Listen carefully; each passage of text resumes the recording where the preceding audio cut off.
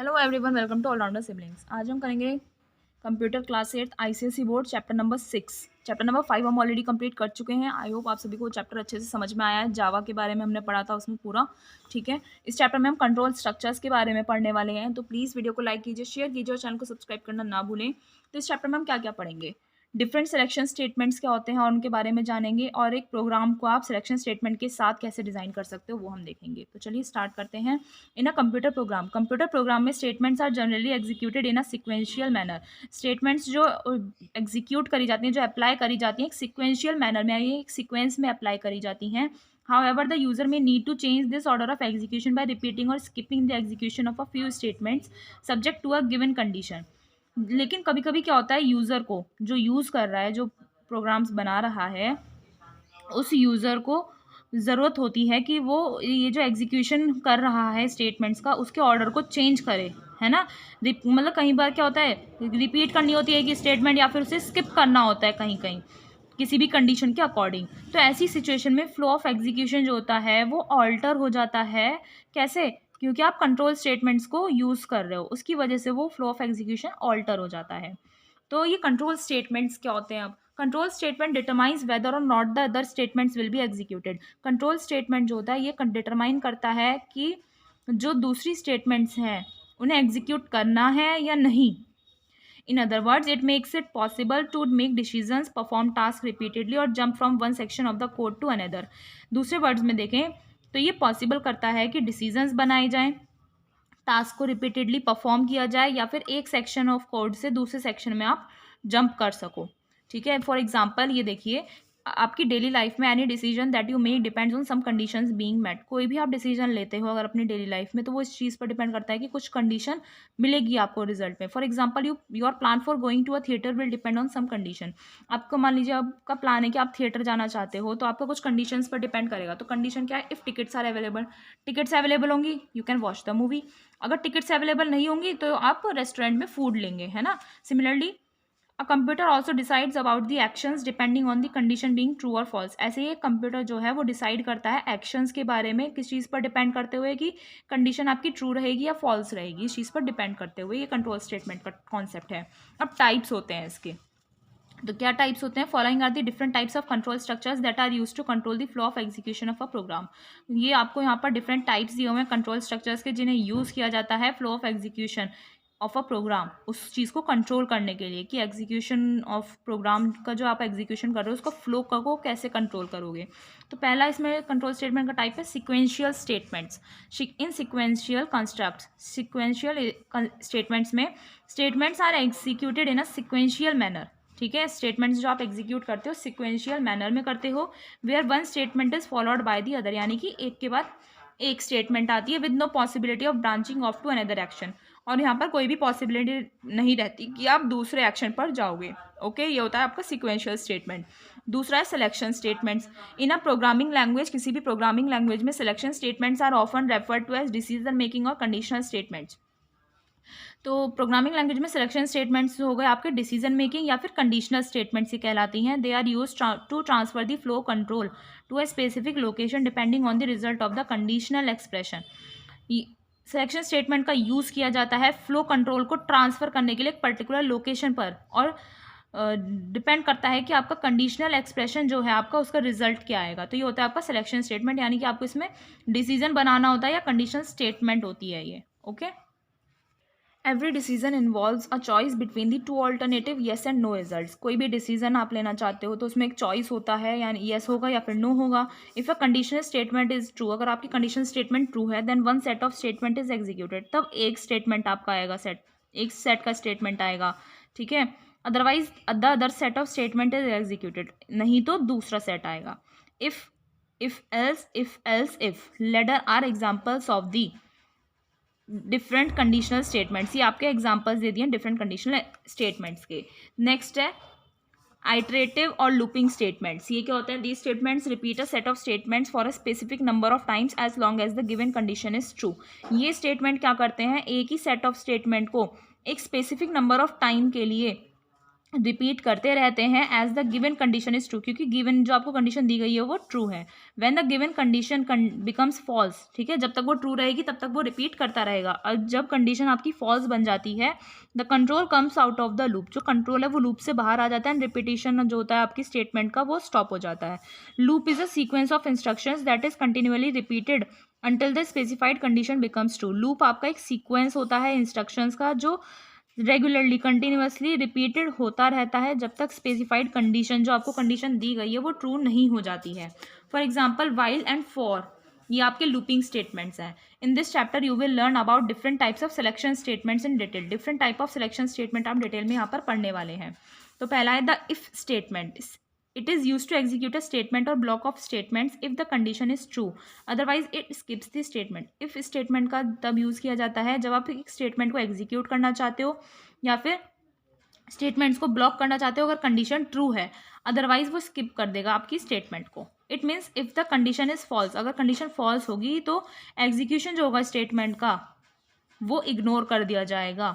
This statement is use to evaluate only one conditional expression. इस statement का use किया जाता है सिर्फ एक ही कंडीशनल एक्सप्रेशन को इवेल्युएट करने के लिए। जैसे यहाँ पर आपको इफ़ और यहाँ पर आपने लिख दिया कंडीशन, ठीक है, और ये क्या बोल रहा है, this block of statement gets executed if the condition returns true. अगर कंडीशन जो आपको आंसर में यहाँ पर ट्रू देती है तो ये ब्लॉक जो है आपका स्टेटमेंट का वो एग्जीक्यूट होगा। तो start test expression body of if, true आया रिपीट होता रहेगा और उसके बाद फॉल्स है तो स्टॉप हो जाएगा। ओके, नेक्स्ट है एग्जाम्पल देखिए यहाँ पर, write a program to check whether a number is greater than 4 using the if statement. आपको एक प्रोग्राम लिखना है, ये चेक करना है उसमें कि एक नंबर जो है आपका 4 से बड़ा है और आपको उसमें इफ स्टेटमेंट का यूज़ करना है। ओके, तो ये आपका रिजल्ट आएगा यहाँ पर। अभी हम देखेंगे कैसे।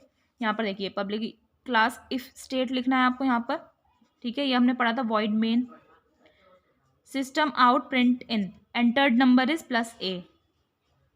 ओके, इफ आपको कंडीशन देनी है a is greater than 4, system out print in number is greater than 4, system out print ln invalid number.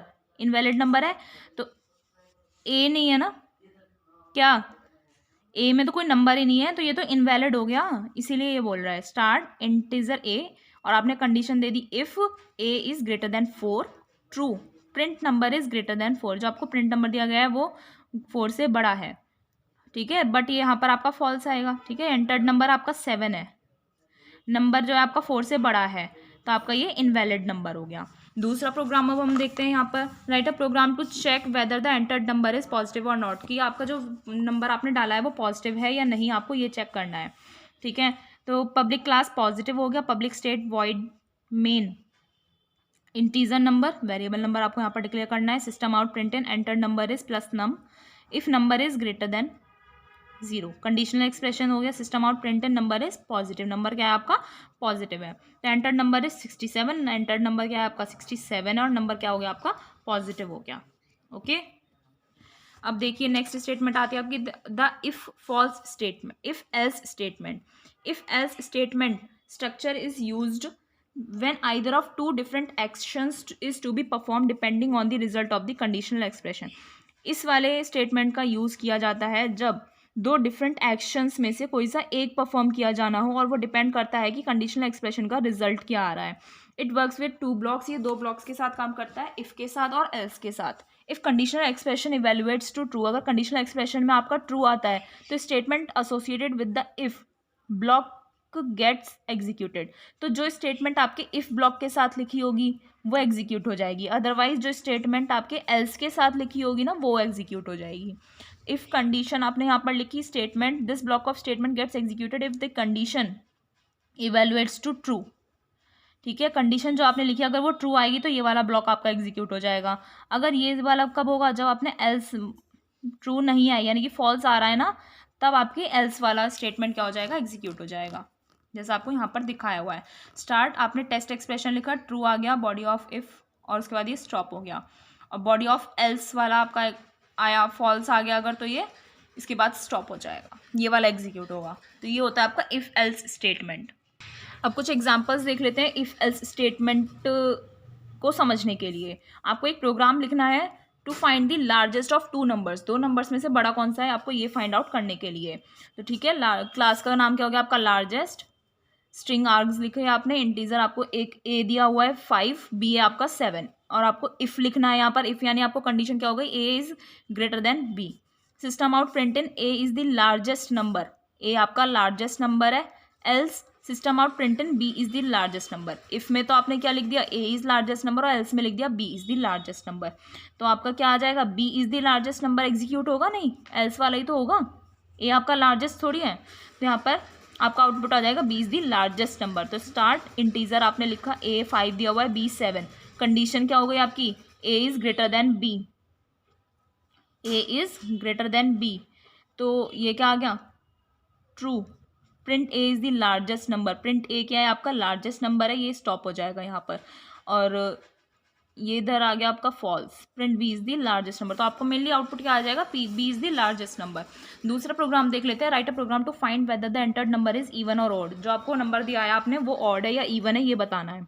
Okay, तो largest void main integer number, system out print in entered number is positive number. If number क्या है आपका, conditional expression दे दिया आपको यहाँ पर 2, ठीक है, नंबर अगर इवन है।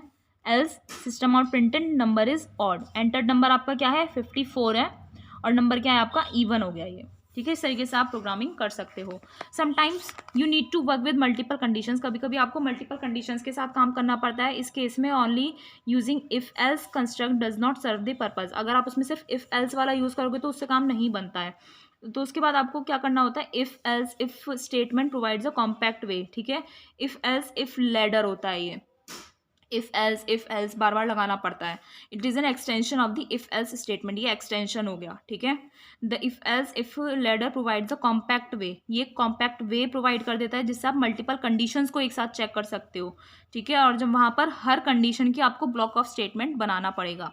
आगे बढ़ने से पहले यहाँ पर ये देखिए, statement allows a program to choose whether or not to execute a particular statement. If statement जो है वो आपको अलाउ करता है किसी भी प्रोग्राम को कि वो चूज़ करे कि किसी भी पर्टिकुलर स्टेटमेंट को एग्जीक्यूट करना है या नहीं करना है। तो इफ स्टेटमेंट से आप ये कर सकते हो। If there is more than one statement to be executed in the if और एल्स ब्लॉक, अगर इफ और एल्स ब्लॉक में एक से ज़्यादा स्टेटमेंट आपको एग्जीक्यूट करनी है, then these statement should be enclose in the curly braces. तो आपको वो स्टेटमेंट कर्ली ब्रेसेस में एनक्लोज करनी होती है। यहाँ पर देख रहे हो ना, कर्ली ब्रेसेस लगा रखे हैं, यही चीज़ आपको बता रहा है। तो यहाँ पर आपको आगे क्या बोल रहा है, if condition they the statements, तो ये वाला जो ब्लॉक ऑफ स्टेटमेंट है वो तभी एग्जीक्यूट होगा अगर कंडीशन आपकी ट्रू आती है। अदरवाइज कंट्रोल जो है वो आपका नेक्स्ट कंडीशन में चला जाएगा, वो हो गई आपकी नेक्स्ट कंडीशन एल्स इफ वाली। तो ये ब्लॉक ऑफ स्टेटमेंट तब एग्जीक्यूट होगा आपका जब कंडीशन आपकी ट्रू आएगी, नहीं तो कंट्रोल जो है वो फिर से नेक्स्ट कंडीशन में आ जाएगा एल्स। अगर ये ब्लॉक आपका स्टेटमेंट का तब एग्जीक्यूट होगा अगर सारे ऊपर जितनी कंडीशंस हैं वो फॉल्स देती हैं, तो आपका ये वाला क्या होगा, एग्जीक्यूट होगा। अब एक और पॉइंट देखिए यहाँ पर क्या बोल रहा है, वाइल राइटिंग प्रोग्राम्स लिखते वक्त क्या है, statement should be indented properly. Statement properly indented होना चाहिए, लिखा हुआ होना चाहिए, so that reader can easily determine the structure of a program, ताकि रीडर जो है वो इजीली प्रोग्राम के स्ट्रक्चर को पढ़ सके, डिटरमाइन कर सके। Okay, if condition written inside the if block is true, अगर इफ़ ब्लॉक के अंदर जो भी कंडीशन लिखी है, यहाँ पर जो भी लिखी है अगर वो ट्रू है, ठीक है, स्टेटमेंट एसोसिएटेड विद इफ़ के साथ जो भी स्टेटमेंट होगी ना वो क्या हो जाएगी, आपकी एग्जीक्यूट हो जाएगी, and rest of the latter जो है वो बाईपास हो जाएगा, बंद हो जाएगा। If none of the condition is true, अगर कोई भी कंडीशन इसमें से ट्रू नहीं आती है तो फाइनल एल्स स्टेटमेंट आपका क्या हो जाएगा, एग्जीक्यूट हो जाएगा, ये वाला। ठीक है, फाइनल एल्स जो है वो आपका डिफ़ॉल्ट कंडीशन की तरह काम करता है। Means if all other conditional test fails, अगर सारे कंडीशनल टेस्ट फेल हो रहे हैं, ठीक है, देख रहे हो ना, फॉल्स, फिर बॉडी ऑफ एल्स आ जाएगा, इधर आ गया आपका स्टॉप, तो लास्ट एल्स स्टेटमेंट आपकी परफॉर्म हो जाती है। If there is no final else, अगर कोई फाइनल एल्स नहीं है तो सारी दूसरी कंडीशंस फॉल्स होंगे और कोई भी काम इसमें नहीं किया जाएगा। ठीक है, तो ये होता है आपका इफ़ एल्स इफ लैडर का कॉन्सेप्ट।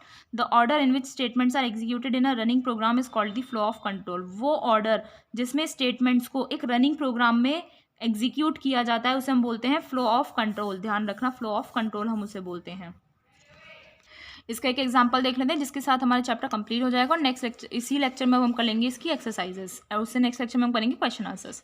तो आपको एक प्रोग्राम लिखना है, आपको मार्क्स किसी एक स्टूडेंट के मार्क्स के बेसिस पर उसे ग्रेड्स देने हैं, ठीक है। और ग्रेड्स आपको यहाँ पर इस टेबल में दिखाए हुए हैं। अगर मार्क्स जो है ग्रेटर देन इक्वल टू 90 है तो ए, फिर ये बी, सी, डी और वर्क हार्ड अगर लेस देन 60 है तो, ठीक है। तो इसका बनाना है क्लास हो गई यहाँ पर आपकी ग्रेड, इंटीजर मार्क्स आएंगे यहाँ पर, ठीक है। System out print in enter your marks plus marks. If marks is greater than or equal to 90 तो सिस्टम आउट प्रिंट इन आपका देगा ग्रेड ए। एल्स इफ इस तरीके से आपको करना होता है। फिर आपने लिख दिया ग्रेड बी, कब? जब मार्क्स आपके greater than or equal to 80 है, ग्रेटर देन इक्वल टू 70 है तो grade C, greater than equal to 60 है तो ग्रेड डी और लेस देन 60 है तो वो आपका वर्क हार्ड। तो आपको क्या देगा? एंटर योर मार्क्स 95, ठीक है। जैसे आपने यहाँ पर 95 लिख दिया और तो आपका ग्रेड क्या आ गया? ए। यहाँ पर आप कुछ भी नंबर लिखना है आपको, ऐसे ही मत लिख देना प्लस मार्क्स, तो ठीक है। तो ये आपका प्रोग्राम हमने लिख दिया है। आई होप आपको ये पूरा चैप्टर अच्छे से समझ में आ गया। अब हम इस चैप्टर की एक्सरसाइजेस कंप्लीट कर लेते हैं, जिसमें सबसे पहले है हमारा fill in the blanks. The dash statement cause the program control to be transfer to a specific location depending upon the result of the conditional expression. कौन सी स्टेटमेंट से हम प्रोग्राम कंट्रोल को ट्रांसफर कर सकते हैं एक स्पेसिफिक लोकेशन पर, और वो डिपेंड करता है आपका कंडीशनल एक्सप्रेशन का आपका रिजल्ट क्या आएगा, है ना। तो ये होता है आपका क्या आएगा, इसमें से आएगा आपका सिलेक्शन स्टेटमेंट, ये होती है आपकी सिलेक्शन स्टेटमेंट। नेक्स्ट देखते हैं the flow of execution of programs can be altered by using the dash statements. कौन सी स्टेटमेंट को आप यूज करके flow of execution of programs को आप ऑल्टर कर सकते हो, ऊपर नीचे कर सकते हो, आपको ये बताना है। तो क्या आएगा इसका आंसर? तो ये होगा आपका control statements. A dash is a sequence of instructions that is continually repeated until the specified conditions become true. ये आपका एक सीक्वेंस ऑफ इंस्ट्रक्शंस होता है जो कंटिन्यूअसली रिपीट होता रहता है जब तक आपकी स्पेसिफाइड कंडीशंस ट्रू नहीं हो जाती। ये होता है आपका loop. This dash statement is use to evaluate only one conditional expression. एक कंडीशनल एक्सप्रेशन को इवेल्युएट करने के लिए कौन सी स्टेटमेंट का यूज किया जाता है? इफ स्टेटमेंट का। The dash ladder is an extension of the if else statement. If else statement के एक्सटेंशन को क्या बोलते हैं हम? इफ एल्स इफ लैडर बोलते हैं। ये हो गए हमारे फिल इन द ब्लैंक्स। अब हम करते हैं true and false. Selection statement are also known as decision making और कंडीशन स्टेटमेंट। सिलेक्शन स्टेटमेंट को आप डिसीजन मेकिंग और कंडीशन स्टेटमेंट बोलते हो, true. Iterative or statements repeat a set of statements for a specific number of times, true. In the if else construct, if else construct में else block आपका execute होता है जब conditional expression आपका true आती है, true. While and for are examples of looping statements, true. If else if ladder provides a compact way to check multiple conditions. Multiple conditions को check करने के लिए इफ एल्स इफ लैडर जो है आपको कॉम्पैक्ट वे provide करता है, yes it is also true. अब आते हैं हमारे select the correct option. The dash is the control structure that is used when either of the two different actions is to be perform depending on the result of the conditional expression. कौन से control structure का use किया जाता है? जब दो different actions में से एक परफॉर्म होना होता है और इस चीज़ पर डिपेंड करता है कि कंडीशन एक्सप्रेशन जो दी गई है उसका रिजल्ट क्या है, तो उसमें आप इफ़ और एल्स लगाते हो, इफ़ एल्स वाली स्टेटमेंट का यूज़ करते हो। आइटरेटिव स्टेटमेंट को आप और क्या बोलते हो? लूपिंग स्टेटमेंट्स बोलते हो, ठीक है। Which of the following block of statements will be executed if a is equals to 10 and b is equals to 20 and the conditional expression a less than b returns to true। अगर a less than b आपकी true आनी चाहिए, conditional expression ये है, and a is equals to 10 हो गया, b is equals to 20, तो आपके स्टेटमेंट कौन सा लगेगा? इफ ब्लॉक का, एल्स ब्लॉक का, या नन ऑफ दीज?